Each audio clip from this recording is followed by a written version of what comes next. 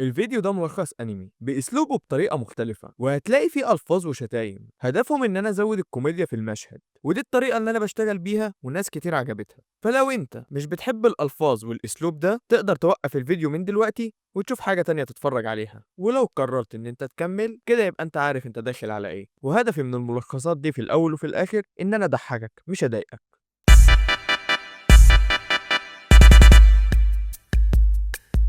احلى مسا على فخاد الرجاله فخد فخد.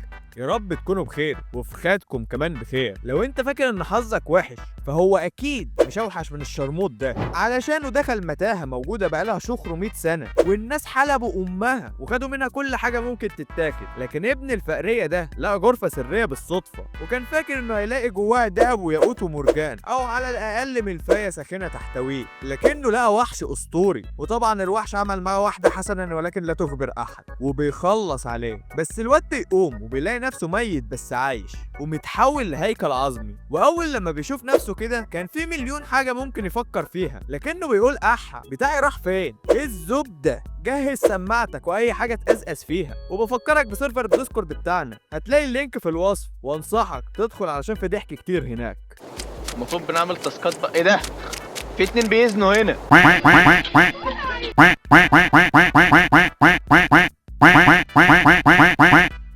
رايح الولاية مرعب. لا يقول اسمع دقيقه، ولا واحد يتكلم ولا واحد يتكلم. نسيت نقول لكم الشريف ياك اللي شو ديك النجم بلا ما يقول سميتو باش كاع ما يتبعوا الامبوستر يقتلوه. اللي عنده ديك النجم ياك راه كتطلع عليه اللعيبه ديال القشيل، ولكن عندك يقتل شي واحد مواطن راه غادي يموت موراها. حد يترجم قال ايه بقى؟ وما تنساش اللايك والاشتراك، ويلا بينا.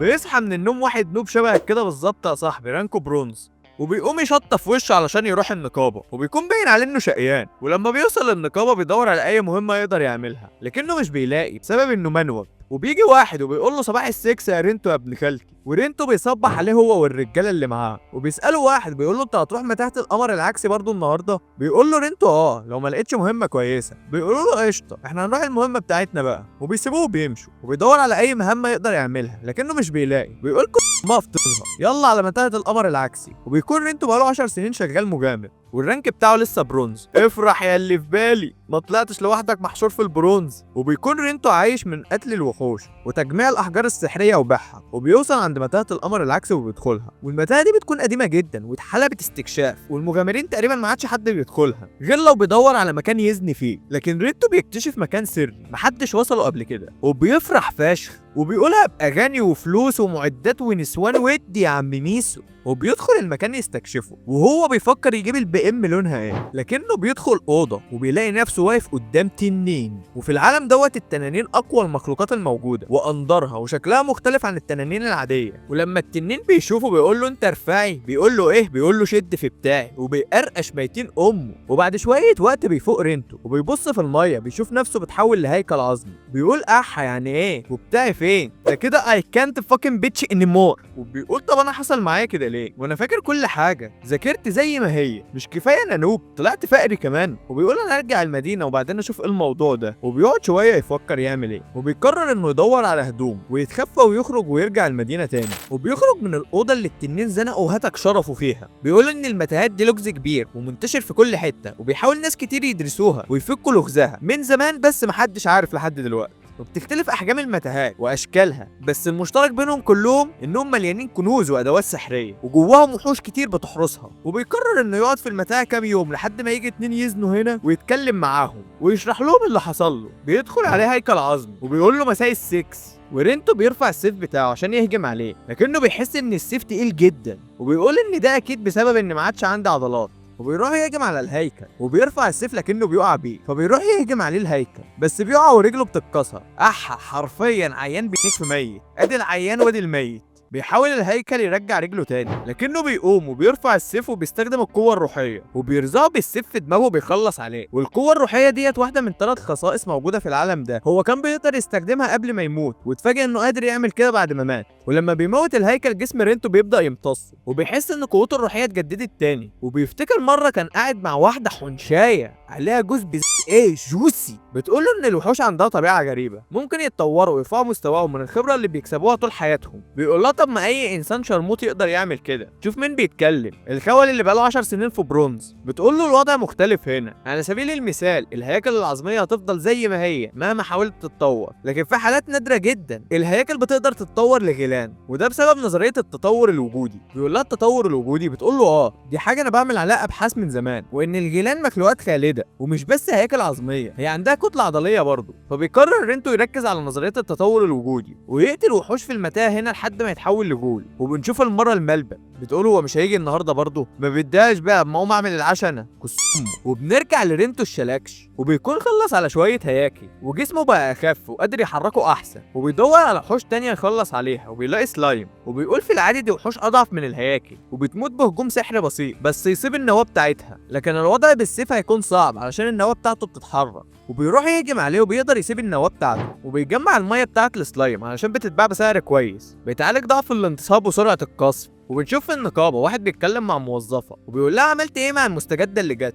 بتقول له بحاول اشوف لها مجموعة او شريك على الاقل علشان يعلمها الاساسيات، لكن مفيش حد فاضي حاليا. فبيقول لها طب رينتو فين؟ بتقول له خرج من امبارح ولحد دلوقتي ما جاش. بيقول لها طيب والبنت فين؟ بتقول له ما كانش معاها فلوس ومش لاقيه تاكل فراحت متاهه القمر العكسي. بيقول لها هي بتستخدم السيف وحتى لو لسه مبتدئه فالمتاهه هناك مش خطيره. وبنرجع لرينتو بيكون قاعد ويقول انا مش حاسس بتعب ولا حاسس ان انا حتى عايز انام ولا جوع حتى، على الرغم من ان بقالي اكتر من يوم قاعد بموت في وحوش، وبسبب ده رجعت معظم قوتي الاصليه تاني، ودلوقتي اقدر استخدم القوه الروحيه والسحر. وبيكتشف انه بقى قادر يستخدم الهالة المقدسة كمان، وبيقول ده الحوار كده عظمة قوي، لو يطلع لي شوية جلد ولحم كمان تبقى اتعشى. لازم اركز على ان انا اتطور لغول واستغل الوضع الجديد ده. انا كنت شخص ضعيف جدا، قعدت 10 سنين شغال مجامل وما قدرتش اطلع من رانك البرونز، ولو حسبت الوقت اللي انا قضيته في التدريب هيبقى 20 سنة. يا اخي احا عليك، ليه 20 سنة ولسه في البرونز؟ ده كده الشطافة بتعمل دمج اعلى منك. بس دلوقتي انا عندي فرصه اتطور وابقى اقوى، ده غير انه من النادر جدا ان يبقى في حد عنده ال3 خصائص، القوه الروحيه والسحر والهاله المقدسه، ودي فرصتي ان انا اوصل لاعلى رانك المصري. وبيبدا في مضاجعه بعض الهياكل وبيحس انه بقى اقوى من لما كان بشري، وبيخلص على سلايم وبيمتصه، لكن جسمه بيبدا يتغير وبيتغطى باللحم وبيتحول لغول. بيفرح جدا وبيقول انا وصلت لغول بسرعه، امال هيحصل ايه لو موتت وحوش اكتر واقوى؟ ايه اللي انا ممكن اتطور له؟ وبيدور على بتاعه بيلاقيه، بيقول اصغر شويه بس مش مهم، اهم حاجه انه رجع. وبيحاول يتكلم بعد ما اتطور لغول وبيكون صوته وحش جدا ومش مفهوم، وبيطلع عليه 2 جوبلين لكنه بيخلص عليهم بكل سهوله. وبيسمع صوت دوشه في المكان وبتكون البت المبتدئه بتموت شويه هياكل. بيشوفها رينتو وهو مستخبي وبيقول اخيرا بشريه، وبيكون عاوز يروح يتكلم معاها بس مش عارف علشان لو شافته يا هتقتله يا هتهرب منه. فبيقرر يراقبها شويه وبيقول عليها طيس بنت كلب. الطيس دي اول مره اشوفها هنا، شكلها جديده في المدينه، انا اعرف كل المجامرين اللي موجودين وانا ما شفتهاش هنا قبل كده. وبيكون عارف كل المجامرين اللي في المدينه بسبب ان هم بداوا بعده وعدوه في الرانك وبقوا بيلزقوا اي نصيبه فيه. وبتمشي البت في المتاهه وهو بيمشي وراها وبيرسبن هيكل قدامها، بتحاول تموته لكنه بيزنقها في الحيطه وبيقول لها ما تيجي نعمل واحد كسكسه مانجا. وبيتدخل رينتو عشان ينقذها وبتقول وانا ناقصه جول كمان. بيهجم على الهيكل بيشقه نصين، بيقول لها الحمد لله على سلامه فخدك يا قمر، انا اسمي رينتو. بس هي بتكون مش فاهمه هو بيقول ايه، وبتقول له ابعد عني يا ابن العرس. بيحاول يتكلم معاها وبيقول لها انا مش عدو، وبيرمي السيف بتاعه وبيرفع ايده وبيقول لها انا مجامر زيك واسمي رينتو. بتقول له انت ايه اللي عمل فيك كده؟ ده انت حالتك معرصه خالص. بيقول لها انا مت بس انا لسه حي. بتقول له ده زي انا عايش ومش عايش كده. بيقول لها بلاش احبانه وتنمر، مش كفايه اللي انا فيه. بتقول له انا اسفه، ممكن اسالك على حاجه تانية؟ بيقول لها ايه؟ بتقول له انت هتسيبني امشي من غير ما تموتني ولا تنكحني ولا ناوي على حاجه؟ بيقول لها هسيبك تمشي بس عاوزك تعملي لي حاجه.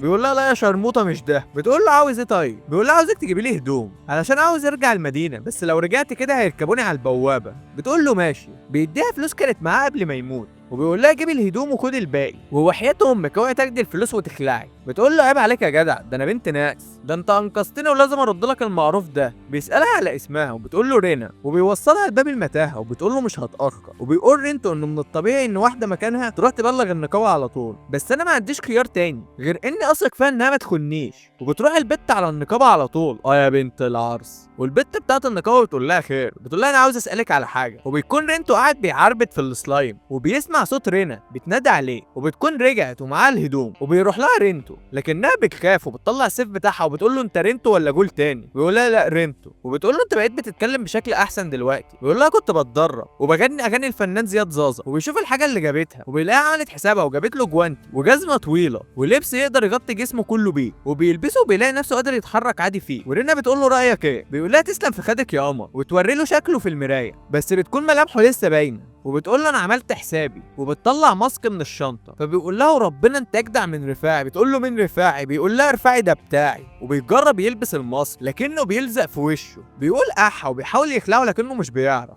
وبيقول لها البتاع المعرس ده جبتيه منين؟ بتقول له محل كان شكله غريب كده. بيقول لها في نص المدينه جنب ترعه واقف عندها عيل بيطرطر طول اليوم. بتقول له بيقول لها يا بنت العرس مش لاقيه غير المحل ابن العرس ده اللي تجيبي منه؟ بتقول له انا ما جبتش حاجه تانية من المحل ده غير القناع، وانا فعلا شكيت بسبب سعره كان رخيص جدا. بيقول لها جبتيه بكام؟ بتقول له 3 قطع نحاسيه. بيقول لها بتمن كيس اندومي وكيكه هوز. ودي حاجه ما خلتكيش تشك خالص، ده انت مره بنت وسخه. بتقول له كنت فاكراها صفقه. وتزيد البلة طينة يا قصة يعني انا هولع في نفسي. يعني اموت واتلعن. وبيجرب يستعمل الهالة المقدسة ويكسر اللعنة عشان بيكون فاكرها لعنة بسيطة لكنه مش بيقدر. ورينا بتتفاجئ انه قادر يستخدم الهالة المقدسة وبتعتذر له. بتقول له انا اسفة ما كنتش اعرف انه ملعون. بيقول لها فكك مش حوار، كل اللي عليا اعمله اجمع شوية فلوس واروح لكان قوي يفك اللعنة. وبيكون رايح يحط ايده عليها لكنه بيقف وبيقول لها اسف، بس هي بتمسك ايده وبتقول له انا اتاكدت خلاص انك مش شخص شرير وما عدتش بخاف منك. بيقول لها شكرا. بتقول له يلا يا ابو الصحاب نرجع المدينه. وبتحكي له انها سجلت كمجامره في العاصمه بس هناك في مجامرين كتير ومفيش مهمات للي في مستواها، والناس نصحوها تيجي المدينه الصغيره دي علشان هتلاقي فرص احسن، وفي كمان متاهتين قريبين من المدينه. وبيوصلوا عند المدينه وبيقول لها اللي على البوابه دول عارفيني ولو شافوا الهويه بتاعتي هتكشف. بتقول له سهله تعالى نشوف بوابه تانية. بيوقفها رينتو بيقول لها استني، انا لو دخلت المدينه معاكي واتكشفت انت هتتاذي والرخصه بتاعتك ممكن تتسحب، وانا مش عاوز اعمل لك مشاكل، خلينا ننفصل هنا وشكرا على اللي عملتيه معايا. بتقول له يا نجم انت لو ما اتدخلتش لما الهيكل كان هيفشخني كان فاتي راكبه قطر 6 الا تلت، فانا ما عنديش مشكله ان خاطر بحياتي عشانك يا زعيم. وبيروحوا مع بعض بوابه تانية والحراس بيقولوا لهم ورينا الهويه بتاعتكم، وبيقول لهم رينتو من الرتبه البرونز ورينا من الرتبه السيلفر، الخرم دي سيلفر ولسه بادئه من يومين، والشرموط ده بقاله 10 سنين قاعد في برونز. دي برضه حد عمل لها بوست ولا ايه؟ بيقول لهم ادخلوا. بتعدي رينا، بيجي رينتو يعدي بيقول له الحارس انت شكلك عرس وانا مش مستريح له، وليه القناع ده؟ بتقول له رينا ان القناع ملعون ومش قادر يخلعه. بتقول له كان بيحارب وحش زنجي وحشر له بتاعه في زوره، بوظ له احباله الصوتيه، وبعد ما حصل له كده راح اشترى ماسك علشان يداري وراه دموعه وكسرت عينه، لكنه اتفاجئ انه ملعون ومش قادر يخلعه من وقتها. بيقول له الحارس ايه الحظ العرس ده؟ ادخل يا عم ربنا يسترها علينا وعليك. بتقول له رينا اي خدمه. بيقول لها احلى فخاد في الدنيا عليا الطلاق. بتعدي عربيه قدامهم وتبص رينا جنبها مش بتلاقي رينتو، بتدور عليه لكنها مش بتلاقيه. بيكون هرب علشان شايفها بنت جدعه وطيبه ومش عاوز يدخلها معاه في مشاكل. وبيروح البيت اللي فيه المراه الحنشايه وبيكون اسمها لورين وبيصحيها من النوم، ولما بتشوفه بتقول له ايه اللي انت عامله في نفسك ده؟ بيخلع الجوانتي وبيوريها ايده، ملامحها بتتغير وبتقول له ايه اللي حصل معاك بالظبط؟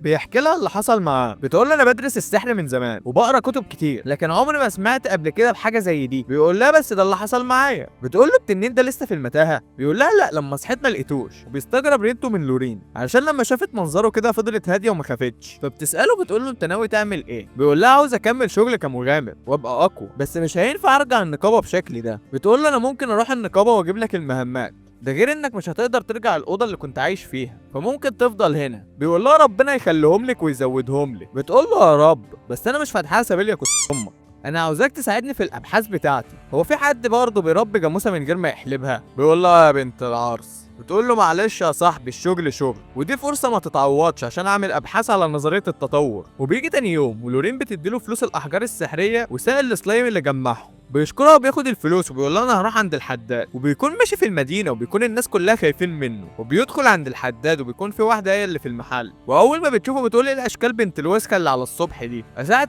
ام حضرتك ازاي يا فندم. بيقول لها عاوز سيف جديد. بتشوف السيف بتاعه وبتقول له من الواضح انك بتستخدم القوه الروحيه او السحر. بيقول لها بستخدم الاثنين والهاله المقدسه كمان. بتتفاجئ وبتقول له انت تاني واحد يجي المحل ده ويكون بيستخدم كل الخواص. بيطلب منها تخلي المعلومه دي سر بينهم، وبيطلع سره من الدنانير وبيقول لها المبلغ ده هيكفي. بتقول له اه. بيقول لها استلم السيف امتى. بتقول له كروب صاحب المحل ده شخص مختل ومهووس بالسيوف وبيهتم باقل التفاصيل، والسيف هياخد كذا يوم، ده غير انه ممكن يطلبك تيجي هنا كذا مره وهو بيعمل السيف. بيقول لها مفيش مشكله، لما تعوزيني تقدري تتواصلي معايا في بيت الباحثه لورين. وبيكون باين عليها انها عارفه لورين. وبنشوف لورين بتمارس الابحاث وبتقرا في كتاب ان الهياكل العظميه كائنات خالده من رتبه منخفضه لكنها تعتبر الاقوى في الرتبه بتاعتها. وبتقول الاساطير ان لو حد مات من وحش قوي جدا جثته بتتحول لهيكل عظمي وبيفقد وعيه وذاكرته وبيكون وحش زيه زيهم. بتقول لورين ان رينتو حاله مختلفه، وعلى الرغم من شكله العرس ده بس انا متاكده انه رينتو. وبنشوف فلاش باك للورين كانت لسه صغيره وبالذات ما كبرش، بتكون رايحه الغابه علشان تجمع شويه اعشاب، بس بيجي واحد من النقابه بيقول لها سمعت انك رايحه الغابه، خدي الواد ده معاك يشيل لك الحاجه بتاعتك،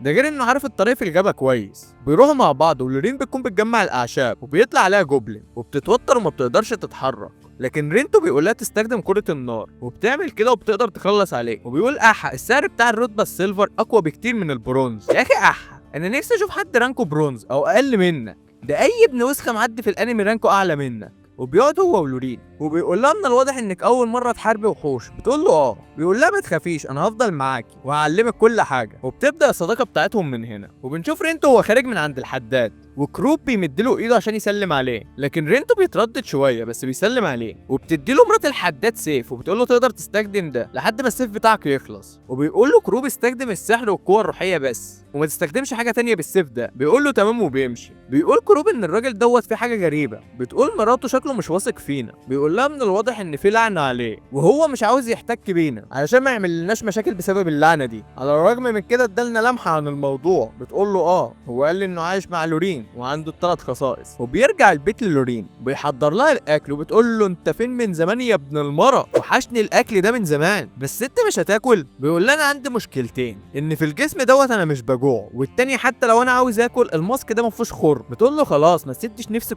مع الاكل. وبالمناسبه وانت مش موجود انا دورت شويه واكتشفت حاجه، في اختلاف واضح بينك وبين اي جول تاني، وده بسبب انك اتحولت لجول بنظريه التطور مش جول اصلي. بيقول لها ايه هي؟ بتقول له تفتكر نفسك هتتحول لايه المره الجايه؟ بيتفاجئ رينتو بيقول لها ما اعرفش بس انا عاوز اي حاجه تكون اقرب للبشر. بتقول له لورين مش هنعرف غير لما تتطور وعلشان كده لازم تروح المتاهه وتبدا تموت شويه وحوش تاني. بيقول لها انا هعمل كده. وبيجي تاني يوم وبنشوف سلايم في المتاهه داخل على واحد وهيركبه، بس رينتو بيتدخل وبينقذه وبيكون اتصاب بجرح بسيط. وبيتكلم مع رينتو لكن رينتو بيسيبه وبيمشي. وبيقول رينتو ان في المهمات كل واحد على دب ابوه، بمعنى ان كل واحد مسؤول عن نفسه، علشان انت لو مت حتى جوه متاهه دي مسؤوليتك انت. مفيش قاعده بتلزم المغامرين انهم يساعدوا بعض حتى لو كان هيموت. على الرغم ان الظاهره دي مش منتشره في المدينه هنا، لكن في مغامرين بيعملوا نفسهم في مشكله واللي بيجي يساعدهم بيموتوه ويسرقوه، ولو واحده حلوه بينكحوها كمان. وعلى الرغم من كده انا بحاول دايما اساعد اي حد بيقع في مشكله. وبيجري عليه الراجل اللي انقذه بيقول له انا محتاج مساعده منك، انا لسه مسجل في النقابه جديد ومحتاج فلوس بس انا مش عارف اموت سلايم حتى. بيقول له رينتو من الصعب اصلا تموت سلايم بالسيف. فبيتفاجئ وبيقول له ده انت محنك كمان، ده احنا لازم نبقى اصحاب، انا في الاصل طباخ وعندي مطعم في المدينه بس الديون والاقساط كترت عليا فمضطر اعمل كده ولازم ادفع دفعه قبل نهايه الاسبوع. بيقول له ربنا يوسعها عليك يا نجم، عديني بقى عشان مش فاضي. بس رينتو بيقول له بقول لك ايه، تعالى معايا ممكن تشيل لي الحاجه بتاعتي على الاقل وهقبضك اخر اليوم. وبياخده معاه وبيروح المكان اللي اكتشفه والتنين ركبوا فيه. بيتفاجئ الراجل وبيقول ان الخريطه بتقول ان الطريق مسدود هنا. بيقول له تعالى ورايا وبيروح المكان اللي مات فيه وبيدور على اي ادوات سحريه او حاجه ليها قيمه لكنه مش بيلاقي حاجه. بينادي على الطباخ وبيقول له انا لقيت فتحه هنا تعالى بسرعه يا نجم. وبيكون ممر سري شبه المهبل وبيقول الطباخ انا ممكن اخد ثروه كبيره بس لو انا بلغت النقابه عن المكان ده. بيبص له رينتو بيقول له نعم يا كسومه. بيخاف الطباخ وبيقول له انا اسف انت اللي اكتشفت المكان هنا. وبيدخلوا المهبل اقصد الممر وبيمشوا فيه شويه وبيوصلوا الاوضه بتكون فاضيه. بيقول الطباخ مستحيل الاوضه دي تبقى فاضيه، اكيد فيها ممر سري تاني.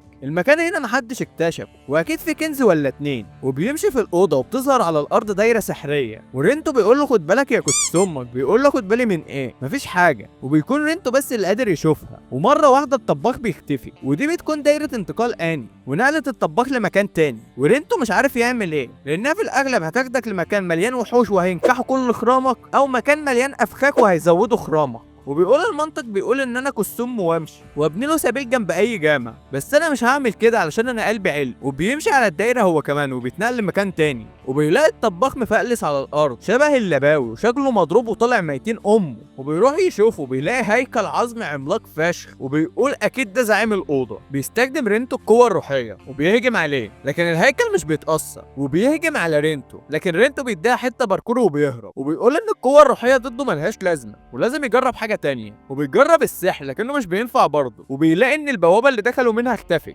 وده معناه انه لو عاوز يخرج من هنا لازم يخلص على الوحش ده. وبيدخل عليه الهيكل وبيقول له ساك ماي بون. رينتو بيقول له كسومك وبيستخدم الهاله المقدسه وبتنجح وبيقدر يكسر له رجله. بيقع الهيكل على الارض وبيستغل رينتو الوضع وبيجري عليه بيرزعه بالسيف على دماغه بيخلص عليه وبيعالج الطباخ. ولما بيفوق بيقول له في هيكل عملاق هنا اهرب بسرعه. بيقول له انا خلصت عليه وبيتصدم لما بيشوفه متدشمل ومرمي على الارض. بيطلع رينتو الحجر الروحي بتاع الوحش وبيقول له الطباخ ان الوحش يكون عنده حجر بالحجم ده معناه انه وحش خارق. بيقول له رينتو انا هديلك الحجر ده بس عاوز منك خدمه في المقابل. بيقول له انا مش شاذ. بيقول له رينتو لا يا خول ماليش في الناشف. بيقول له امال عاوز ايه؟ بيوري له رينتو ايده. بيقول له انا اتصبت بلعنه وانا في مهمه وما عدتش قادر ادخل المحلات في المدينه ولا النقابه وهعوز منك انك تعمل كل دول بدالي. بيقول له بس كده؟ بيقول له واكل في المطعم عندك ببلاش. بيعيط الطباخ وبيقول له شكرا انت تيجي تطفح في اي وقت.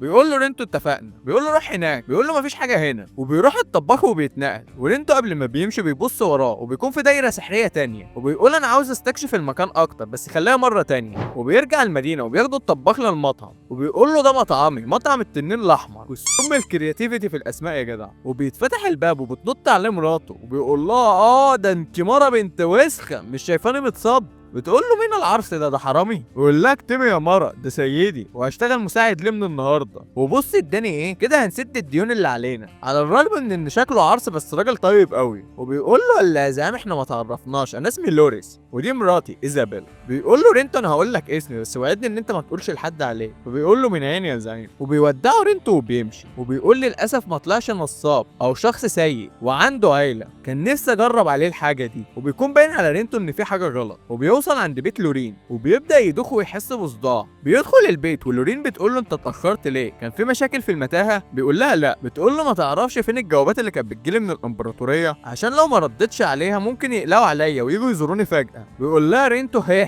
بتقول له ايه؟ بيروح عليها رينتو وبيحضنها. بتقول له رينتو عيب بقى انت ميت. بيقول لها بس عصب وبيعضها من رقبتها ابن العرس. بقى دي رقبه تتعض يا ابن الشرموطه. بتزقه لورين وبتقول له يا ابن العاهره يا خول يا عرس يا مجنون كده مش هعرف البس بيكيني تاني. وهو بيقول لها جوسي. بتقول له جوسي ايه يا ابن العلقه دي راحت منك خالص. بيقرب منها لكنها بتهجم عليه بهجوم سحري بتدشمل ميتين امه. وبتقول له لما تصحى نبقى نشوف الموضوع ده. بيقوم رينتو من النوم وبيمسك دماغه وبيقول لها ايه اللي حصل. بتقول له لورين انت مش حاسس بحاجه مختلفه او حاجه بتسيطر عليك او بتخليك تعمل حاجه غريبه؟ بيقول لها لا مفيش حاجه. بتقول له خلاص اللي حصل ما تشغلش بالك بيه واعتبر مفيش حاجه. بيعتذر لها وبيقول لها بس انا ما كنتش اقصد. بتوقفه لورين وبتقول له قول لي ايه اخر حاجه انت كنت فاكرها. بيقول لها فاكر ان انا هاجمتك وقبلها قابلت طباخ اسمه لوريس في المتاهه وحسيت ان انا عاوز اكله والموضوع بدا يكبر في دماغي شويه بس لما جيت هنا وشفتك ما قدرتش امنع نفسي كنت مشتهيكي جدا. الصراحه عندك حق مرح ونشايه بس انا شايف انها كانت مستنيه منك انك تفقلسها وترزعها واحد حلزوني بس انت غفلتها ورزعتها واحد جوسي. بتقول له انا كنت متوقعه حاجه زي دي ممكن تحصل عشان الجلاد بيفضلوا لحم ودم البشر. بتقول له طب استريح انت دلوقتي وانا هقوم استريح شويه. بيوقفها رينتو وبيقول لها وريني الاصابه بتاعتي. بتكون تستة الجاتوه ناقصه قطعه. بتقول له لورين ما تشغلش بالك انا بعت كل الادويه اللي عندي للصيدليه بكره هجيب مواد واعمل علاج.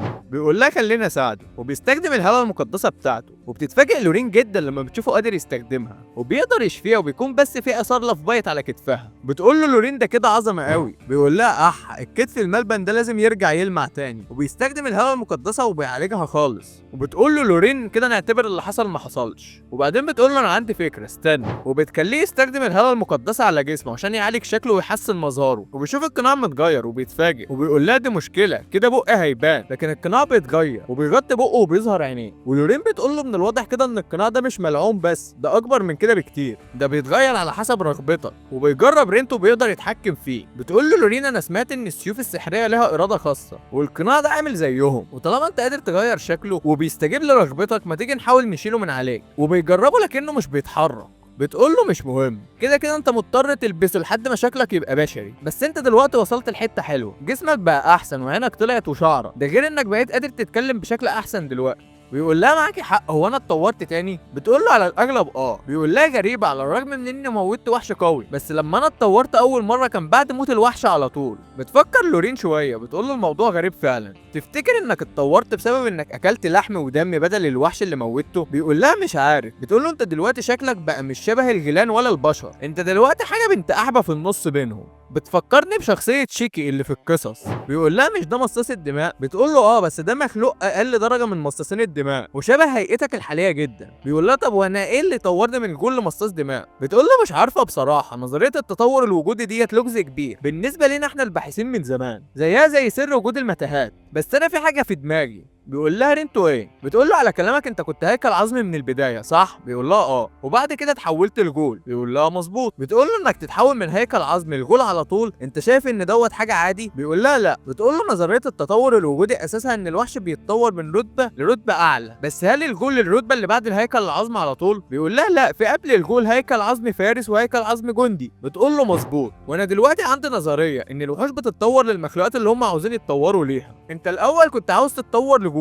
علشان انت كنت فاكر ان هو اللي بعد الهيكل العظمي على طول، وده اللي حصل. وبعدها كنت بتقول عاوز اتحول لاقرب حاجه لشكل البشر صح؟ بيقول لها مظبوط. بس ليه اتحولت للكائن ده بدل مصاص الدماء؟ مصاص الدماء اقرب للبشر من الكائن ده. بتقول له الموضوع هنا عامل زي فكره الرتب بتاعه النقابه، ما ينفعش تنط من رانك برونز لجولد او بلاد، فاعتقد ان في شروط وقدر من القوه لازم توصل له علشان تنتقل بين المراحل بتاعه التطور. بس الابحاث اللي اتعملت على وحوش صغيره اثبتت ان الوحوش بتتطور وبتتاثر بالبيئه المحيطه بيها. مثلا الوحوش اللي عايشه في مناطق بركانيه بتتطور لوحوش بتتميز بهجمات النار ومقاومه لعنصر النار، والموضوع برضه بينطبق على الوحوش اللي عايشه في الميه. بيقول لها ده معناه ان انا لما اتطور لمصاص دماء ممكن اوصل لرتبه بشري في يوم من الايام. بتقول له مصاص دماء بشري ما اعرفش بس يظل احتمال، وعلى اي حال كل اللي عليك تعمله دلوقتي انك تموت شويه وحوش علشان تتطور تاني. بيقول رينتو ان اتحول للهيئه اللي انا فيها دي بعد ما اكلت وشربت دمي، هل ده معناه ان في شرط لازم احققه عشان اتحول لمصاص دماء؟ بتقول له لورين في الاغلب بس دلوقتي قوم اخلع علشان اصورك واحلل جسمك ده واخد حته من طيزك اعمل عليها شويه تجارب. بيقول لها رينتو خبر ايه يا مارا؟ خبر ايه يا مارا؟ خبر ايه يا مارا؟ وبيجي تاني يوم وبيرجع للحداد كروب وبيديله السيف وبيكون اتفشخ، وبيقول له ايه ده يا ابن العاهره اللي عملته في السيف؟ مش قلت للي خلفوك السحر والطاقه الروحيه بس؟ لكن ازاي لازم اللباوي تشغل دماغها وتستخدم الهاله المقدسه كمان؟ بيقول له رينتو اسف. بيقول له اسف اعمل بقى ايه دي؟ ده انا هحط السيف في طيزه. وبعدين يا ابنكم شكاير اللباوي انت، هو اصلا في وحش في المتاهه بتاعه القمر العكسي ممكن يعمل في سيف كده؟ بيقول له كنت بحارب هيكل عظمي عملاق. بيقول له عملاق؟ ده انا بتاع اللي عملاق، المتاهه هناك ما فيهاش غير وحوش ضعيفه. بيقول له رينتو انا اكتشفت مكان سري هناك وكان فيه هيكل عظمي عملاق. بيقول له كروب مكان سري في القمر العكسي؟ طب انت اكتشفته كله؟ بيقول له لسه، علشان كده انا محتاج منك تخلص السيف بسرعه. بيقول له كروب السيف لسه قدامه شويه بس انا هديك سيف تاني، والمره دي هنقلك واحد بمزاج علشان انت شكله وراك حوار. بيرجع رينتو البيت ولورين بتعمله فار تجارب وبتجرب عليه شويه حاجات، وبعد ما بتخلص بتقول له انت لسه عاوز تشرب دم؟ بيقول لها بتدي له ازازه وبيقول لها ايه ده؟ بتقول له دي فيها دمي وانا استخدمت عليها تعويذه عشان ما تبصش، لما تحس بانك محتاج دم تقدر تشرب منها. مش شايف عليكي جرح ولا حاجه؟ الدم ده جه منين؟ شكلك عصرتي له الوظايه في الازازه دي يا بنت العرس. بيحط نقطه على صباعه وبيشربها وبيقول لها جوسي انت كمان يا ابن العرس، لو تعرف الدم ده جاي منين كنت قطعت لسانك ولحست طيزك بيه حسله. بيقول لها انا هخرج. بتقول له هتروح المتاهه؟ بيقول لها بس قبل ما اروح المتاهه هعدي على النقابه اخد مهمه. بتقول له بس علشان تاخد مهمه لازم توريهم الهويه بتاعتك. ولو شافوك كده هتخش في حوارات كتير. بيقول لها انا شكلي اتغير كتير بس انا اصلا مغامر رانك برونز، فما افتكرش ان حد هيلاحظ وجودي او يهتم بيا اصلا. بتقول له المغامرين مش هيعبروا امك وانت مش فارق معاهم، بس النقابه بتحترمك جدا وبتعاملك معامله خاصه علشان انت كنت بتعمل حاجات كتير ليهم زي مساعده المستجدين والمهمات البيضان اللي الايرون حتى ما بيرضوش يعملوها. بيقول لها بس دي حاجات عاديه. بتقول له ما تقللش من نفسك، انا كنت سامع ان هم كانوا عاوزين يعينوك عضو اداري في النقابه. بيقول لها طب انت شايفه ايه؟ بتقول له انا شايفه ان انت تبقى شخص تاني وتقدم طلب للانضمام للنقابه باسم وشخصيه جديده. بيقول لها ايه؟ بتقول له ما تفشخهاش قوي كده في امك، كيف تبدا من الاول تاني؟ انت برونز يالا. وبيروح النقابه، ولما بيدخل بيقول كم اشتقت لهذا المكان الزاني. بيروح للبت بتاعه النقابه بيقول لها انا عاوز اسجل نفسي كمغامر، وبتطلع استماره وبتقول له املى دي يا نجم واكتب مهاراتك وجاوب على الاسئله اللي موجوده. وابن اللعيبه الكرييتيف بيغير اسمه من رينتو فاينا لرينتو فيفي ابن الرقاصه العرس. وبتتفاجئ لما بتعرف ان اسمه رينتو، وبتقول له من كام يوم في مغامر اختفى كان اسمه رينتو برضه ولحد دلوقتي ما نعرفش حاجه عنه. بيقول لها انت تقصدي رينتو فاينا؟ بتقول له انت عارفه؟ بيقول لها شد في طرفه. بيقول لها لورين حكيت لي عنه. فبتساله بتقول له انت قريبها؟ بيقول لها وعايش عندها حاليا. فبتقول له شفت ولاد العرس كانوا مطلعين اشاعات على الست الغلبانه لورين، كانوا بيقولوا عليها انها شرموطه زانيه بتجيب رجاله البيت وبيزنوا جوه، ناس بنت احب ما عادش عندها ذمه ولا ضمير. بتقول له استنى هنا 5 يا نجم على ما اخلص باقي الاجراءات. بيقول رينتو بدايه جديده وهوصل لهدفي رانك المسرال. وبترجع له البيت وبتديله الشاره بتاعته وبتقول له اتفضل هتبدا من رانك القلوط. وبيروح رينتو الشلاكش المتاهه وبيسمع صوت دوشه في المكان. بيروح يشوف في ايه، بيلاقي عيل صغير واخد واحده وبيقول لها تيجي اوريك يا حمامتي شغل العيال الصغيره بتوع ابتدائي ده عارفينه، بس طلع عليهم جوبلين وقال لهم اتلت معاكم. بيستخبى رينتو عشان يشوف هيعملوا ايه، بس بيرزبن مع الجوبلين سلايم. بيقول لها يا بنت الفقريه انت عارفه ان بتاعي مش هيقف تاني. بتهجم البت على الجوبلين والواد بيروح يضرب فيه، وبيقول رينتو هم هيقدروا يخلصوا عليه بسهوله. اهم حاجه دلوقتي اروح المكان السري ده قبل ما حد يكتشفه ويبلغ عنه. وبيتنقل بالدايره السحريه للأوضة اللي كان فيها الهيكل العظمي العملاق، وبيروح للدايرة التانية وبيكون مش عارف هتوديه فين. وبيقول اكتشاف زي ده لما بلغ عنه هاخد فلوس كتير جدا، ده غير انه يعتبر انجازه وبيتحط في الملف بتاعي، ولو فتشت فيه اكتر الجوائز والانجازات هيكبروا. وبيقف قدام الدايرة السحرية التانية وبيقول يا ترى ايه الحاجة بنت الأحبة اللي هتطلع له المرة دي. وبيدخل بيلاقي نفسه قدام أوضة وبيلاقي فيه لعب أطفال ومكتبة، وبيشوف سرير وبيكون موجود عليه جثة بيروح يبعبص فيها. بيجي صوت من وراه بيقول له ايدك يا شرمط انت هنا بتعمل ايه؟ بيبص وراه بيلاقي بصوا هو واحده لابسه عبايه وانا شايف كلوتو طرف فرده بز، فدي انثى وانتايه كمان. وبتقول له اسالك تاني انت بتعمل ايه هنا؟ بيخاف رينتو جدا وبيقول انها مرأة مخيفه جدا، وانا عكسك انا شايفها مرأة مثيره جدا. بالذات ممكن يكون صغير شويه بس مش مهم، اهم حاجه الكبير.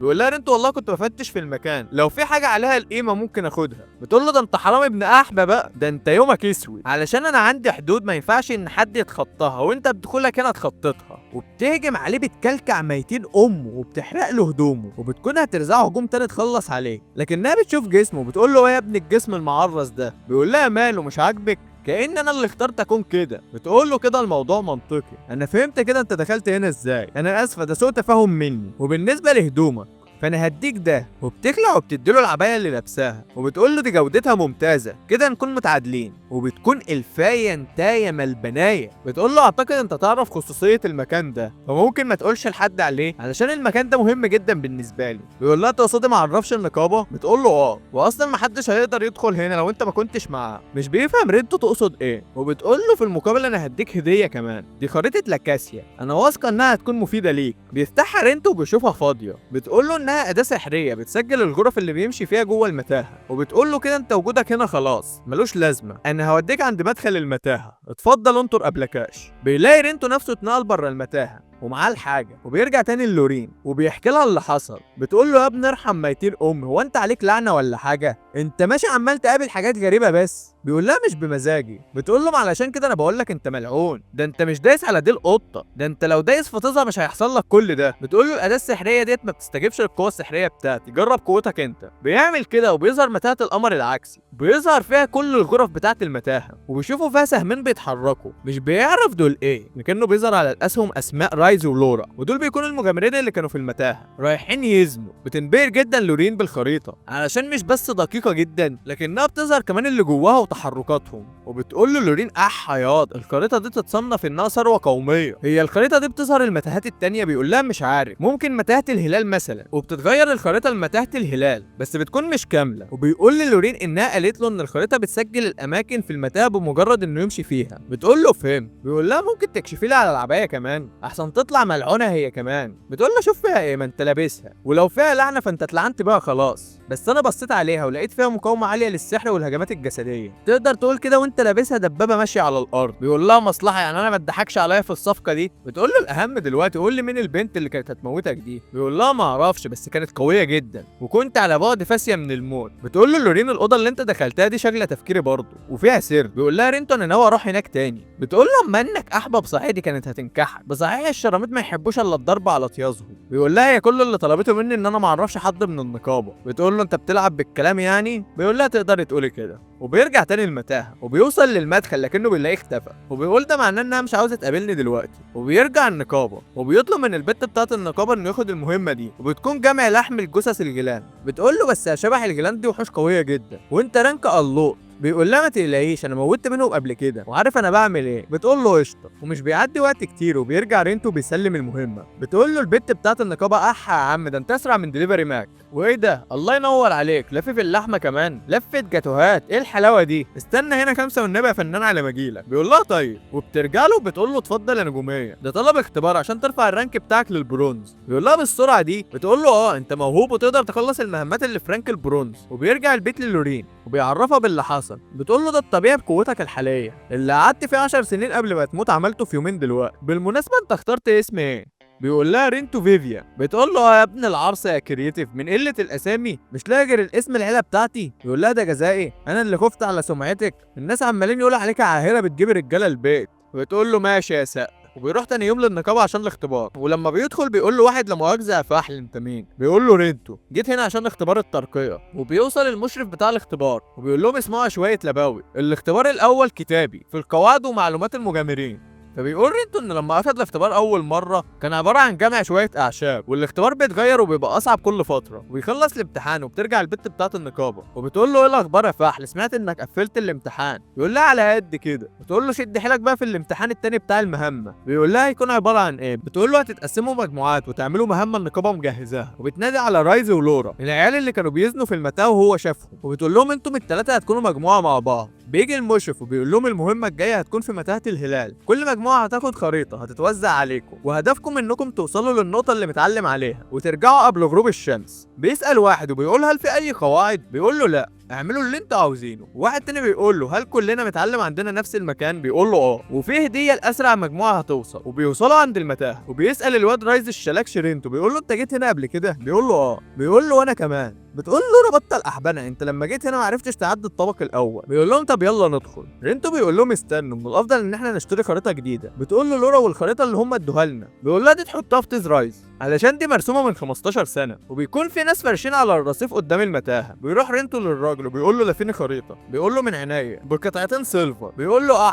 ليه يا عم وانا هتجوزها اديني الطبق الاول بس. بيديها له بيقول له 5 برونز بس علشانك. وبتكون الخريطه الجديده ادق وفيها تعديلات واماكن اتشالت واماكن اتحطت وكمان اماكن الافخاخ. وبيقول البياع لرايز ولورا لو عاوزين تنجحوا امشوا مع الراجل ده لديه من الحين كما يكفيكم. بتقول لورا بس ليه النقابه تدينا خريطه قديمه. بيقول لها اكيد ده جزء من الاختبار ده حتى العربيه اللي جابتنا هنا جابتنا مكان غلط قصده وده جزء برضه من الاختبار. وبيدخلوا المتاهه وبيمشوا فيها شويه وبعدين بيطلع قدامهم مجموعه من الهياكل بيدشملوا ميتين ابوهم. ورينتو بيكون معجب بيهم وبيقول ان هم عندهم قدرات اكبر من عمرهم. بيقولوا في وحوش كتير قوي هنا ليه. بيروح رينتو بيشيل حاجه من على الارض بيقول لهم ان في حد موجههم لهنا. بيقول رايز هل ده ممكن يحصل. بيقول له بيستعملوا الشيء ده. بيشموا رايز وبيقول له ده في كلب شاكك جوه. بيقول لهم رينتو احذروا في حد مستخبي قدام. بتقول له لورا ان الوحوش هنا مش بالذكاء ده. بيقول لها ده مش وحش ده بشري بيخافوا بس. رينتو بيقول لهم استعدوا هروح انا اول وانتوا خليكوا ورايا. وبيروح رينتو بيلاقي واحد بيهجم عليه بيصد الهجوم وبيكون في 2 تانيين معاه. بيحذر رايز ولورا، وبيسيب اللقرة على العرس دوت لرايز، وبيجري هو على الاتنين التانيين بيخلص عليهم، وبيكون رايز بيعاني قدامه، لكن لورا بتساعده وبيخلصوا عليه وبيربطهم مع بعض. ولورا بتقول دول معانا في الاختبار، ليه ممكن يعملوا كده؟ بيقول لهم مشرف الاختبار قال ان ممكن نعمل اي حاجه، فهم قرروا يزنوا. اللي بيميز المتاهات ان ممكن يحصل فيها اي حاجه ومحدش هيعرف، وبيروحوا يكملوا طريقهم. وبعد ما بيمشوا بيجي واحد تاني بيفك المجموعه اللي هجمت على رينتو، وبيقول لهم تقريبا الشخص المقنع ده كشف ان احنا جواسيس من النقابه. وبنرجع النقابه، بتكون البت بتاعه النقابه داخله للجلد ماستر،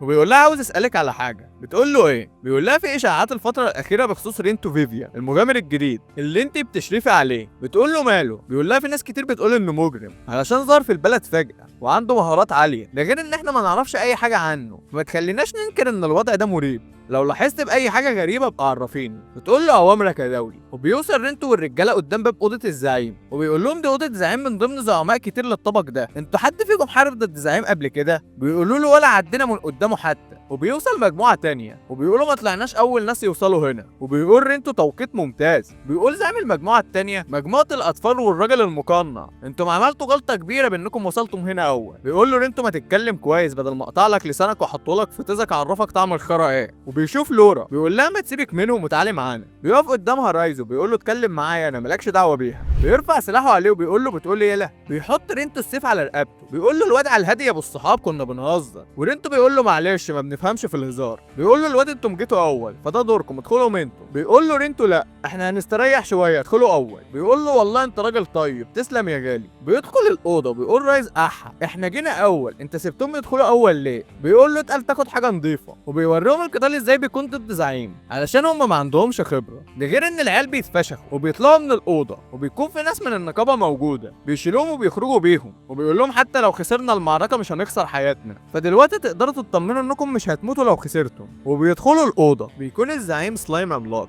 ورايز بيقول لهم انا ههجم عليه، بيحاول يضرب النواه لكنه مش بيقدر يوصل لها. ورينتو بيقول لهم مش هتقدروا تموتوه بالقوه الجسديه، لازم هجوم سحري. ولورا بتقول لهم انا عندي هجوم سحري قوي جدا بس محتاجه شويه وقت علشان اجهز الهجوم. ورايز بيقول لها انا هحاول اشغله. رينتو بيكون مبسوط بالتعاون بتاعهم، بتجهز لورا هجومها وبترزعه في السلايم بتخلص عليه. ورينتو بيقول لهم خلونا نجمع شويه من سائل السلايم علشان سعره كويس جدا يجيب تمن العشاء على الاقل. وبيجري مجموعه تانية من المجامرين علشان يعدوا الغرفه ويوصلوا اول. وبيقول لهم رايز يا اولاد العرس استنوا. بيقول له رينتو اصبر. ولما بيفتحوا الباب بيكون في افخاخ وبيقعوا كلهم، وبيدخلوا الاوضه وبيكون في موظف مستنيهم وبيدوهم شنط يسلموها للنقابه علشان يرفعوا الرانك بتاعهم ويخلصوا الاختبار. وبيديهم الهديه الاضافيه علشان هم اول ناس يخلصوا الاختبار، بتكون شويه بوشن. بيفرحوا وبيقولوا يلا بينا على النقابه. وبيقول لهم رينتو قبل ما نرجع خلينا نبص على حاجه، وبياخدهم وبينزلوا الدور التاني في المتاهه، وبيكون مختلف خالص عن الدور الاول وعباره عن غابه كبيره فشخ. بيقول رايز احا هو ازاي في شمس تحت الارض؟ ولورا بتقول انا سمعت ان كل دور بيكون مختلف عن اللي قبله لكن ما توقعتش ان الاختلاف يكون بالشكل ده. بيقول لهم رينتو ده العالم اللي انتم داخلين عليه. بيقول له رايز طب يلا نستكشف المكان. ورينتو بيفكروا ان هم لازم يسلموا المهمه قبل غروب الشمس، وبيرجعوا المدينه وبيروحوا النقابه يسلموا الرموز وبيستلموا شرط البرونز وكلهم بيمشوا. بس قبل ما يمشي رينتو بتروح البت بتاعه النقابه اللي اسمها شيلا وبتقول له استنى انا عاوز اتكلم معاك، اتفضل معايا انت ذكي كفايه علشان تعرف انا عاوز اتكلم معاك في ايه. بيقول له رينتو ان هي عرفت الحقيقه وعرفت هو مين، وبيقول لها النقابه عاوزه تعاقبني على اللي انا عملته. بتقول له شوت اب بيتش مضفقه انا اللي بطرح الاسئله هنا. بيقول لها في الحاله ديت انا همشي ومش هاجي النقابه هنا تاني. بتقول له استنى يا شرمط انا عاوز اعرف بس ايه اللي حصل لك. وبتاخده في الاوضه الضلمه البعيده اللي في النقابه وبيقعدوا بيتكلموا. شيلا بتقول له ايه اللي حصل لك بالظبط؟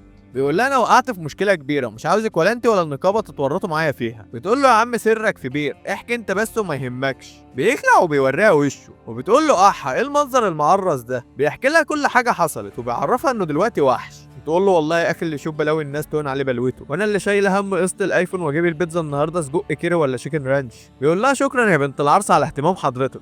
بتقول له ما تزعلش يا عم خلاص، لو حصل بينك وبين النقابه اي مشكله عرفني وانا هساعدك وسرك في بير. بياخد شيلا وبيروح للبيت بتاع لورين، واول ما بتفتح الباب لورين وبتشوفهم بتقول له اسمع يا ابن المتنين انا سيبك تنام هنا تجيب بنات وتزني لا. بيقول لها اهدي يا وليه، هي عرفت كل حاجه وكانت عاوزه تيجي تتكلم معاكي شويه. بتقول له طب ادخلوا، وبيقعدوا يتكلموا مع بعض. وبتسالها لورين وبتقول لها ايه وضع رينتو في النقابه دلوقتي؟ بتقول لها والله سمعته معرسه بنت وسخه. بتقول لها لورين ليه هو عمل حاجه؟ بتقول لها لا بس الفتره الاخيره منتشر بين المغامرين المبتدئين ظاهره اختفاء في كل حته. بتقول لورين مش ده طبيعي انهم يموتوا على ايد الوحوش؟ بتقول لها بس في الحاله دي المفروض المعدات بتاعتهم تكون موجوده، لكن دول بيختفوا هم ومعداتهم. لورين بتقول لها فهم، والنقابه عندها مشتبه فيه شكله شرموط ومثير للشبهات ولسه منضم للنقابه جديد واقوى من كل المبتدئين. بتقول لها بالظبط.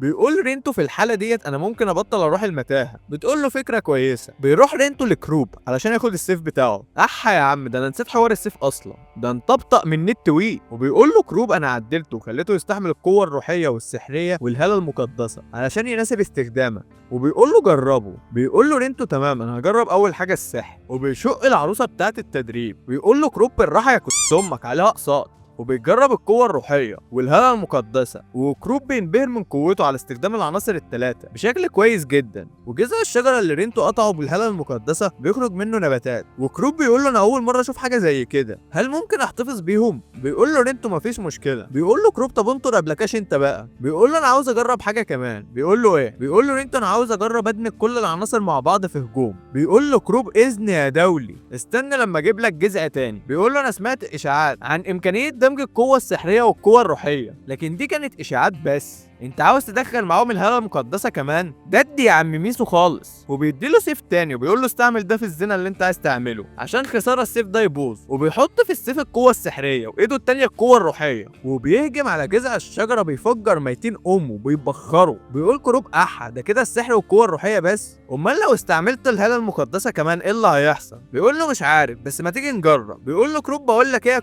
امك، ده محل اكل عيش، روح اذني في مكان تاني. بيقول له ما تخافش يا عم وانا خوال. بيدمج كل حاجه مع بعض والهاله بتاعته بتتغير، وبيكون الوضع صعب عليه ومش قادر يتحكم فيه، والسيف مش بيستحمل وبيتبخر وبيتحول لكره من المعدن. وبيقول كروب اكيد ده بسبب الهاله المقدسه رجعته لشكله الاصلي. القوه اللي انت استخدمتها ديت مجنونه وخطيره، والسيف اللي انا عملته لك يقدر يستحمل الهاله المقدسه لكن الهجوم ابن الشرموطه ده اكيد لا. فاتك على العقل كده يا نجم واهدى، ولو عاوز تدمج حاجه خليك في السحر والقوه الروحيه بس، وفكك من الزنا اللي انت عملته من شويه ده. وبيمشي رينتو من عنده كروب، وبيلاقي عيل واقف مع مغامر بيطلب منه انه يساعده في مهمه من بره النقابه، لكنه بيرفض وبيكون هيضربه. بيتدخل رينتو وبيخاف منه المغامر وبيمشي. وبيسال رينتو الواد وبيقول له انت عاوز ايه؟ بيقول له من فضلك اقبل المهمه وخلص على سيد البحيره. بياخده معاه البيت لورين وبيقول له انا اسمي ريو من قريه توتسو، ودي قريه على مسافه كذا يوم ناحيه الشرق. بيكون رينتو عارفها وبيقول انا سمعت ان القريه دي عندها طقوس غريبه. بيقول له ريو عندنا اسطوره بتقول انهم مره زمان قدموا بنت جميله بجسم ملبن قربان لوحش البحيره علشان يحميهم من هجوم الوحوش، لكن من وقتها هم كل سنه بيعملوا مهرجان وبيقدموا بنت من القريه قربان. وكان في العادي مفيش وحش وكانت مجرد طقوس بتتعمل في المهرجان، لكن الوحش ظهر فعلا من فتره وبدا يطلب ببنات تاني، والقربان الجاي اخت الصغيره. وبيروح معاه رينتو للقريه، بتكون كئيبه وكل السكان اللي عايشين فيها خايفين، وبياخدوا معاه للبيت بتاعه وبيكون في علامه على الباب. بيقول له رينتو ايه ده؟ بيقول له ريو البيت اللي عليه العلامه دي لازم يقدموا بنتهم قربان لوحش البحيره. بيقول له وحش البحيره هو اللي عملها؟ بيقول له لا، وحش البحيره عايش في اعماق البحيره ومحدش شافه قبل كده، في الاغلب اللي عمل كده وحش من وحوش الكلبي اللي بتخدمه. بيقول له رينتو احا كلبي ده وحش قوي جدا، امال وحش البحيره عامل ازاي لو ده كان الخادم بتاعه؟ بيقول له ريو امال انت فاكرني جايبك تخلص على قرموط؟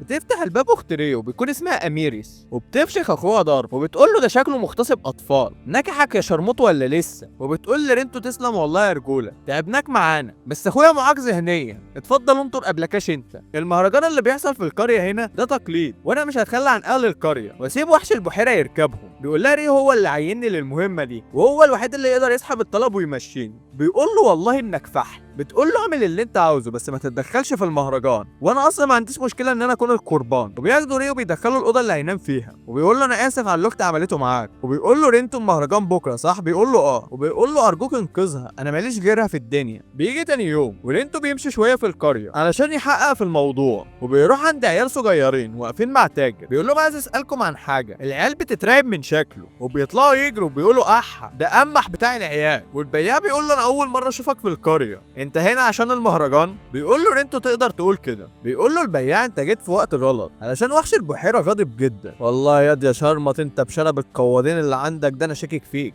بينادي عليه ريو بيقول له الغدا جاهز يا ند. بيروح رينتو بيقول له التاجر ده بيجي هنا كتير. بيقول له اه ودول ناس طيبين فشخ يا عم رينتو. وبيجي الليل وبتكون اميريس جاهزه عشان وحش البحيره يقرقش في خدها، وبتركب المركب ورينتو بيكون معاها واخوها على مركب تانية، واهل القريه بيودعوها. وبعد ما بيمشوا شويه في الميه بيبدا يتجمع حواليهم ضباب وبيخرج وحش من الميه، واميريس بتكون شايله كوره بتبدا تنور وبتقول له انا جاهز اكون قربان واموت. بيرمي رينتو الكوره وبيقول لها بلاش احبنه دي مناره وخليكي واقفه ورايا، وبينزل يقف على الميه بسبب تعويذه لورين بتكون عاملاها على الجزمه بتاعته، وبيهجم عليه الكراكن بهجمات من النار. بيقول رينتو ان الكراكن في العادي بيعيش في المحيط مش في البحيره وما بيستخدمش النار في الهجوم. بينط يهجم عليه لكنه بيكون سراب، ووراه بيكون في مركب كبيره عليها التجار اللي شافهم الصبح. انا كنت شاكك في امك بشنب القوادين ده اصلا. وبيكونوا هم اللي استخدموا الضباب وعملوا السراب. وبيقول له القواد انت لو مشيت الصبح زي ما قلت لك كان فاتك حافظت على حياتك. بيقول له رينتو مين يصدق ان وحش البحيره يطلع تاجر معرس زيك.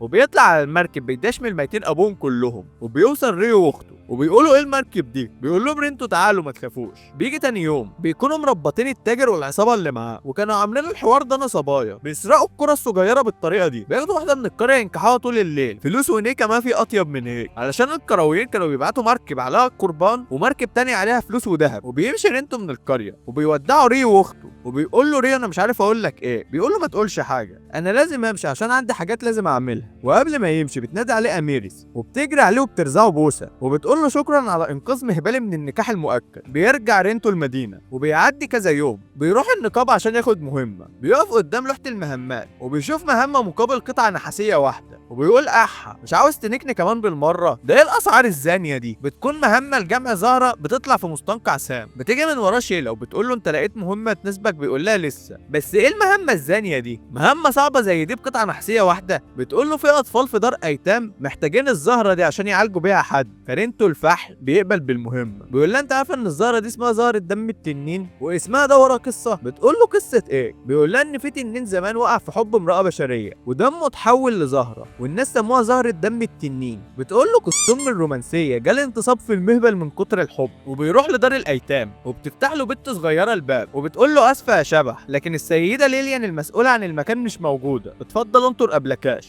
وابقى تعالى في وقت تاني. بس بتشوف شكله وبتخاف منه وبتقول له احا يا عم انت انس ولا جنس؟ بيقول لها انا هنا من النقابه علشان المهمه. بتقول له معلش افتكرتك واحد من الديانه، اتفضل ادخل. ولما بيدخل بيشوف عيال صغيره كتير وبتقول لهم البت ان ده المغامر وبيجروا عليه وبيمسكوا فيه. واحد من العيال الصغيره بيقول له عمو والنبي ممكن احط السيف في تيزك؟ بيقول له يا ابن العرس. بتزعق لهم البنت وبتقول لهم انا مش قلت لكم يا ولاد العلقه محدش يقرب من المغامر علشان مش عاوزوا بيركبوا العيال الصغيره؟ بيقول لها رينتو احا. بتقول له لا مؤاخذه يا نجمه معلش.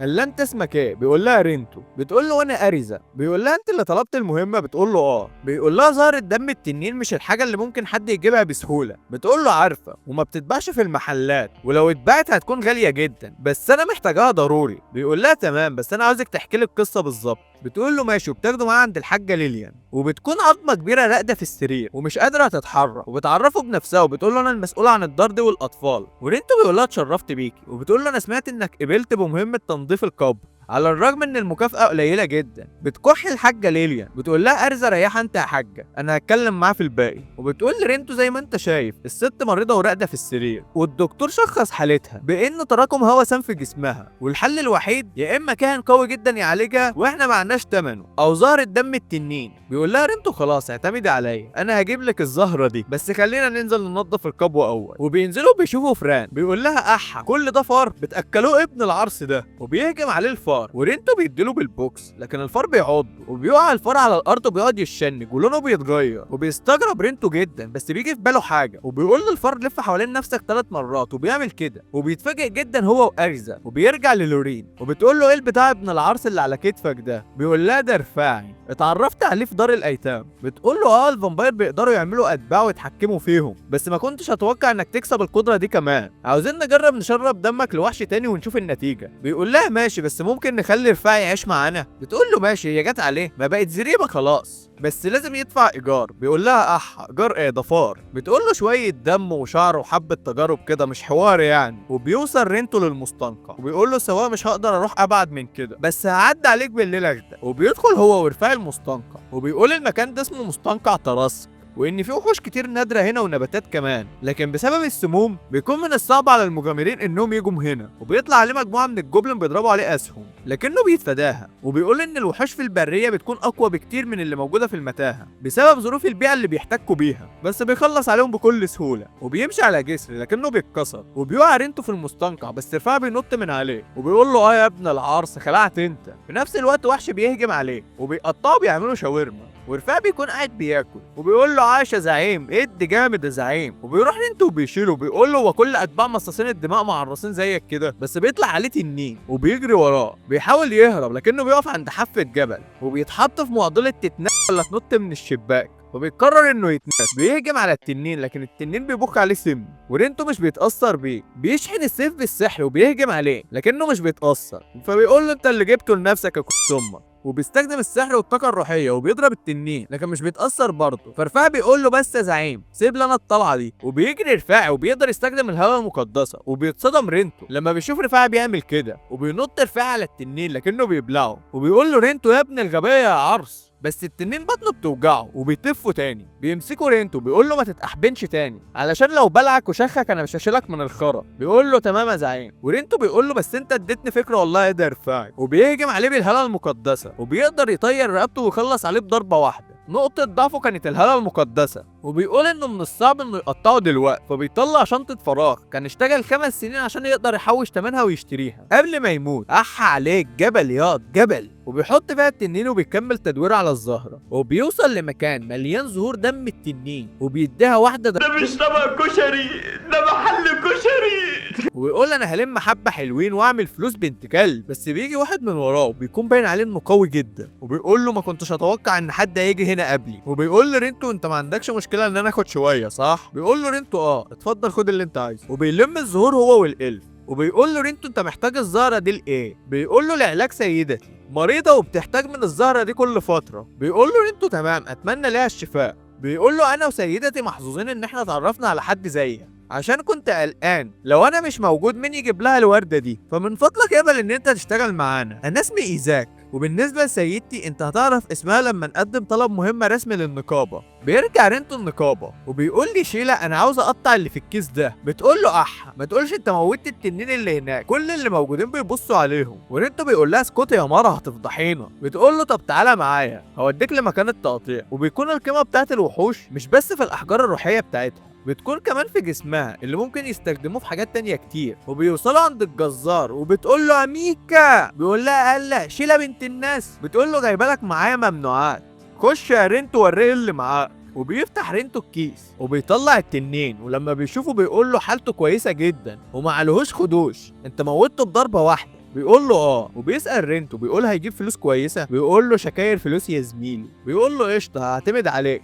وبيروح الملجأ عشان يسلم المهمة، ولما بتشوفه بتتفاجئ من سرعته، وبتجيب الدكتور والكيميائي اللي هيعملوا الدواء، ولما بيشوفوا الوردة بيقولوا ان جودتها عالية جدا، وبيسأل لو ممكن ياخد الباقي علشان يعرف حد تاني تعبان محتاج العلاج. بتقول له ارزا مفيش مشكلة، وبتوقع ارزا على المهم انها خلصت، وبتديها لرينتو وبتشكره على كل حاجة، وبتقول له انت لو ما قابلتش المهمة كان فاتي بقيت مغامرة ورحت هناك ومش عارفة ايه اللي كان ممكن يحصل لي. بيقول لها يعني انت دلوقتي مش عاوزة تبقى مغامرة؟ بتقول له بالعكس انا بقيت عاوزة اكتر من الاول علشان ابقى زيك. بيقول لها انت موهوبه وعندك قوه سحريه، شوفي حد يعلمك الاساسيات. بتقول له معيش فلوس ادفع ثمن الكورسات. بيقول لها رينتو انا اعرف حد ممكن يعلمك.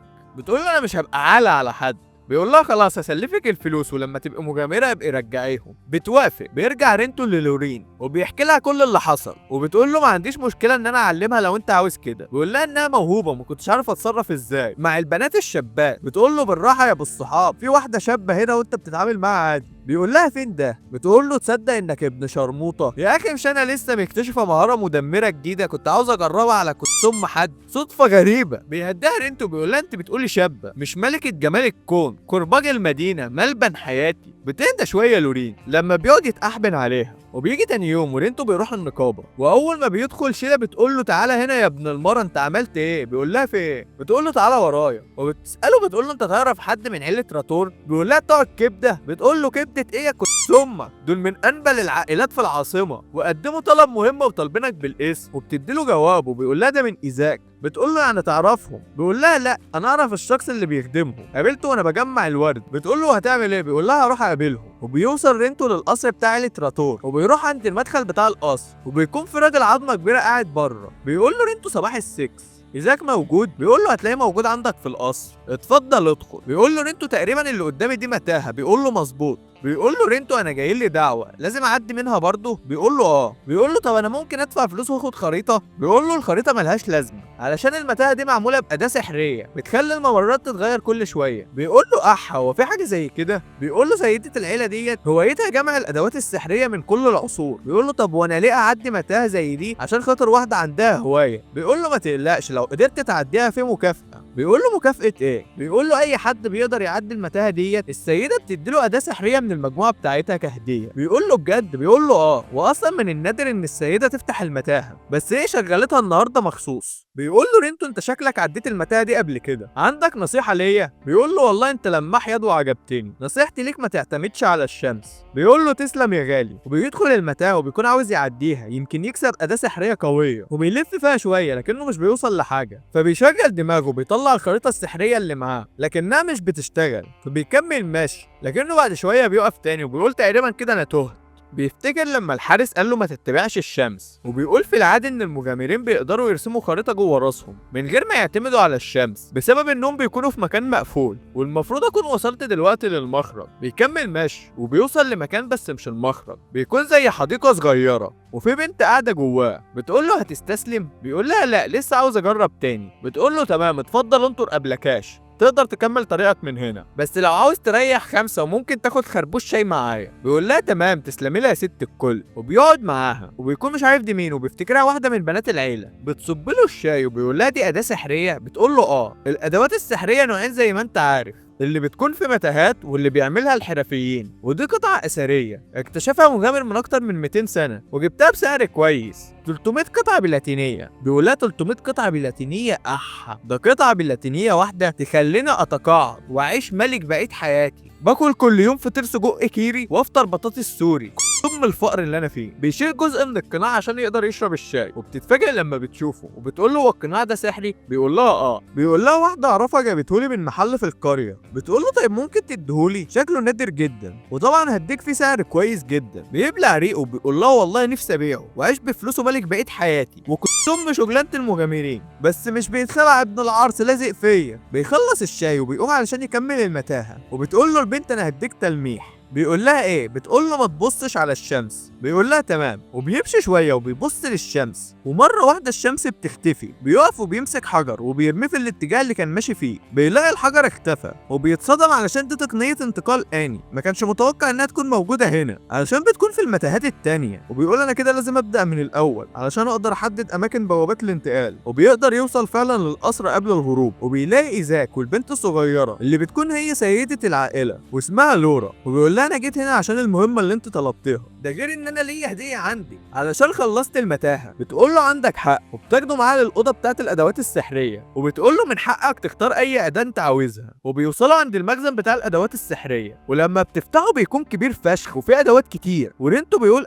ده انتوا فاحشين الثراء، وبيقول ان الادوات السحريه لغز كبير زيها زي المتاهات نفسها، ولحد دلوقتي محدش عارف سرها. وفي منها اللي ملوش لازمه بسبب ان هم مش عارفين ازاي بيستخدموه، وفي منها النادر جدا وبيقعد يدور على حاجه مهمه يقدر يستفيد منها. وبيلاقي لوحه بيمسكها وبيقول لها ايه المميز فيها. بتقول له في زرار في الجنب دوس عليه. بيعمل كده وبيلاقي في وحش بيخرج من الصوره، بيتجاز وبيرميها وبيرجع لورا، وبيلمس حاجه بالغلط بتتفاعل مع القوه السحريه بتاعته وبتبدا تتحرك. بتقول لورا الايزاك جهاز التحكم بسرعه. بيقول لها انا كنت حطيته بعيد علشان ما يحصلش اي مشكله. وبيبدا يتجمع اجزاء مع بعض وبيعملوا جولم، وبيهجم على رينتو لكنه بيهرب من الهجوم. وبيقول ليه طفله ممكن تجمع حاجه زي دي؟ وايزاك بيروح يدور على جهاز التحكم وبيقول لرينتو اصبر خمسايه، بس الجولم بيفتح بقه وبيضرب عليها هجمات سحريه. وبيقول رينتو هو هيفضل شغال كده؟ ده ما امتصش مني غير شويه قليلين من السحر. بيقول له ايزاك السحر اللي امتصه منك ده عشان يشغل نفسه بس. بيقول له رينتو اسكت في كستمك ودور على دراع التحكم بسرعه قبل ما يركبني. وبيقول له لورا ممكن ادشمله؟ بتقول له ما عنديش مانع، بس ده مش الخصم اللي انت تقدر تهزمه بسهوله. بيقول لها سيبها لله، وبيهجم عليه بيقطع له ايده، بس الجولم بيمسكه بالايد التانيه وبيطيره بعيد. بيقول لي ايزاك يا ابن العرس فين دراع التحكم؟ بيقول له والله انا كنت فاكر انه كان هنا. بيقول له يا ابن العرس يا احبه. وبيقول ما بداش بقى، ما كنتش عاوز استخدم الخاصيه دي قدام حد، بس مفيش حل تاني. وبيدمج الخصائص مع بعض وبينط على الجولم، لكن لورا بتأمره انه يقف وبيتفكك تاني. وبيعتذر ايزاك من رينتو على اللي حصل، وبيكمل تدوير على اداه سحريه، لكنه بيوصل عند مجموعه من الادوات اللي بتكون واقعه من وحوش سحريه، ومن ضمنهم بيشوف ازازه بيحس بشعور غريب لما بيبص لها، وبيمسكها وبتقول له لورا ان ده دم مصاص دماء. بيقولوا له انك لو شربتها هتتحول لمصاص دماء. بيقول لها بجد؟ بتقول له دي مجرد اشاعه، لان في عدد من الحالات متسجل لناس شربوا دم مصاص دماء لكنهم اتجننوا بعدها او ماتوا. وبيقول لها خلاص انا قررت هاخد ايه. وبيرجع للورين البيت وبيقول لها بص يا لورين انا كسبت ايه؟ طياره بريموت. لحظة شوية. جاهز انت؟ وانت جاهز والبتاع والديكور والبتاع والمكياج في السليم، خش بقى عليهم. يا جماعة. بتقول له اح عليك وعلى اللي خلفوك، يعني خزنه فيها زبين مليون قطعه سحريه، سبت كل حاجه وخدت دي يا ابن العرس. بيقول لها لا دي ادوها لي بونص، انا اخترت دم مصاص الدماء بس ادوني دي كمان عشان كانت عجباني. بتقول له يا ابن المرزقه، وبيطلع دم مصاص الدماء. وبيقول لها انا اول مره شفته حسيت بشعور غريب جدا، كأن الازازه بتناديني. بتقول له كلام لورا كان صح، فكل اللي شربوا دم مصاص الدماء ركبوا قطر 6 الا تلت. بيقول لها اكذب عليكي لو قلتلك ان انا مش خايف، بس جسمي عاوز نشرب اللي في الازازه دي. بتقول له لورا انت كده كده هتعمل اللي انت عاوزه وهتشربها برضه، بس قبل ما تشربها انا عاوز اسالك سؤال واحد بس، انت ليه عاوز توصل لرانك المثرال من الاساس؟ بيقعد رينتو بيقول لها الموضوع مش مميز بس هدف الانتقام. بتتفاجئ لورين بتقول له شخص طيب زيك وبيساعد الناس عاوز ينتقم من مين؟ بيقول لها قريه هاتوهارا اللي انا اتولدت فيها، هي قريه جبليه صغيره على الحدود، وابويا كان المسؤول عن مشتريات القريه وشؤونها الخارجيه. واول مره خرجت معاه بره القريه كان عندي 5 سنين، وكان معايا صديقه طفولتي جينرين، كانت بنت شجاعه جدا وحلمها تبقى مغامره قويه وتلف العالم. وبعد ما خلصنا الرحله واحنا راجعين اتعرضنا لهجوم من وحش، وابويا وامي ماتوا، وكنت واقف مصدوم مش قادر اتحرك، لكن جينرين خدتني من ايدي وجرينا، وفضلنا نجري كتير جدا في الغابه لحد ما تعبنا وافتكرنا ان احنا هربنا خلاص، بس الوحش كان كل ده ورانا وهجم عليا عشان يموتني، بس جينرين زقتني وماتت هي. وقبل ما الوحش يموتني انا كمان وصل مغامر وانقذني ودخل في المعركه مع الذئب، لكن الذئب لما اتصاب ساب المكان وهرب. وبعد كده المغامر شال جثثهم كلهم لغايه القريه، وقبل ما يمشي سالته ازاي اقدر ابقى قوي زيه. قال لي انت عندك كام سنه؟ قلت له 5 سنين. قال لي عشان تقدر تسجل في النقابه لازم سنك يكون 15 سنه. وقال لي استغل ال10 سنين دول في التدريب واتعلم القرايه والكتابه واتعلم عن النباتات والوحوش والمتاهات. في الوقت ده انا انبهرت لما قال لي كده، علشان في العادي كان اي حد بيقول لي شد حيلك، لكن هو وجهني وقال لي اعمل ايه بالظبط، وقال لي اسمه اللي انا عمري ما هنساه ابدا، ويلفريد ريوكا، مغامر من رتبه المثرل. وقال لي تعالى قابلني لما تبقى جاهز، انا مش عارف هكون فين كمان 10 سنين بس اتمنى ما اكونش ميت. وبتقول له لورين فهمت خلاص. وبيقول لي لورين علشان انتقم لازم ابقى اقوى، وبيفتح ازازه الدم وبيقول لها لو انا اتحولت لحاجه معرصه ما تتردديش ان انت تموتيني. بتقول له اتمنى ما يحصلش كده، وبيرفع رينتو الازازه بيقربعها كلها وبيتكرع. وبتقول له حاسس بايه؟ بيقول لها ولا اي ابن وسخه. بتقول له ضحكت عليك يا كروديا واديتك دم بايظ. ومره واحده رينتو بيقع على الارض وبيبدا يحس انه بيتخنق ويتحول لمصاص دماء، بيحاول يقاوم لكنه مش بيعرف، بس بيسمع صوت لورين بتقول له ما تستسلمش انت عندك حلم، وبيقدر يسيطر تاني على جسمه وبيتطور. وبيجي تاني يوم وبيفوق رينتو من النوم وبتقول له لورين اخيرا يا شرمط صحيت. بيقول لها بتعملي ايه هنا؟ بتقول له بقرا عن مصاصين الدماء، في منهم انواع الشيكي والمتوسط والفحل، وكل ما زادت قوة مصاص الدماء كل ما قل ظهوره والمعلومات عنه، ومبروك على التطور يا علق. بيقول لها انا اتطورت لايه؟ بتقول له مش عارفه، قوم خلينا نشوف، قوم اقلع وريني يا شرمه. بيقول لها بموت في وقحتك، وبيخلع هدومه وجسمه بيبقى شبه البشر بس طالع له جناحين، بيتفاجئ جدا بيهم لكنه بيقدر يتحكم في حجمهم. بيقول لها وانا اتطورت لايه؟ بتقول له مش عارفه بالظبط بس في الغالب لمصاص دماء منخفض الرتبه، وانا اول مره اسمع ان في مصاص دماء عنده اجنحه. انت اقرب للفنان باتمان من مصاص الدماء. هنشوف حوار الاجنحه ده بعدين، دلوقتي خلينا نشوف وشك بقى عامل ازاي. ووشه بيكون بقى طبيعي، وبتشوف بقه وبيكون عنده انياب صغيره، وبتقول له ده بياكد ان انت بقيت مصاص دماء. وبتقول له وريني عينيك. بيوريها عينيه بتقول له عينيك حمرا. هو مصاصين الدماء عينيهم حمرا، بس برضه في بشر عينيهم حمرا، فالموضوع مش هيكون مشكله كبيره. وبكده انت رجعت لشكلك الطبيعي. ويلكم باك رينتو فاينا. وبكده بيخلص الانمي، وللاسف هو لحد دلوقتي جزء واحد، بس في اخبار عن جزء تاني هينزل قريب، فما تنساش اللايك والاشتراك عشان اول ما ينزل الجزء التاني نلخصه. وبرضه ادخل سيرفر الديسكورد، هتلاقي فيه ضحك كتير هناك وكتفهم من الرهاب الاجتماعي اللي عندك. تعالى ما تخافش، ما بنعضش. وبس كده، سلام.